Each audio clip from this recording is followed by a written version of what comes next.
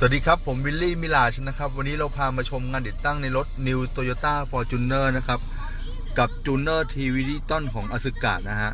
คันนี้เนี่ยเราได้ติดตั้งเป็นจอเดิมของโรงงานนะฮะแล้วเพิ่มระบบ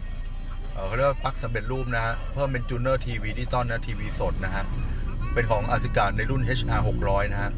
รับความไวสูงนะนี่ภาพคมชัดจริงๆนะฮะตัวนี้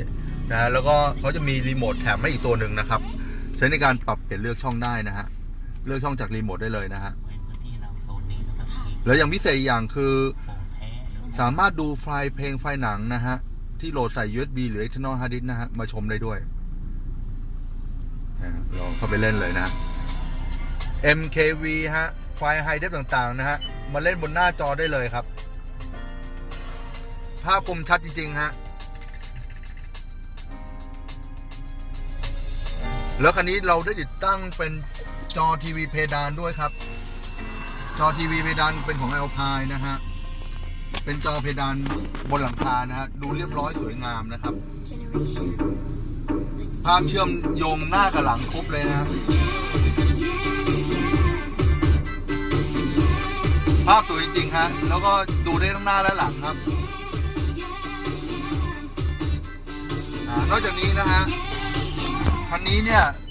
ลูกค้าท่านยังได้ติดตั้งเป็นกล้องบันทึกหน้าหลังนะฮะเป็นกล้องบันทึกของ ThinkWare นะฮะ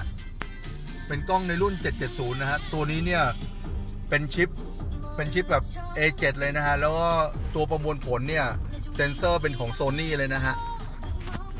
คือความละเอียดคมชัดสูงนะฮะแล้วก็มี Wi-Fi ในตัวนะครับมีทั้งกล้องหน้าและกล้องหลังเลยนะฮะ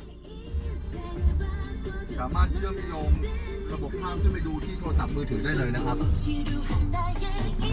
นะฮะเราเปิดจากโทรศัพท์มือถือดูได้เลยนะฮะทั้งภาพด้านหน้านะฮะแล้วก็ไปภาพด้านหลังนะฮะตัวนี้เนี่ยจะสัญญาณกับดาวเทียมเลยนะฮะแล้วก็ภาพที่บันทึกไปเนี่ยจะมีวันที่กำกับหมดเลยนะฮะมีความแม่นยำมากแล้วมี GPS ในตัวด้วยนะครับครับงานติดตั้งที่ลงตัวแบบนี้นะฮะในรถ New Toyota Fortuner นะฮะท่านที่สนใจติดต่อที่ผมวิลลี่เลยนะครับที่เบอร์โทร 086 956 6659 นะครับขอบคุณมากนะครับวันนี้สวัสดีครับ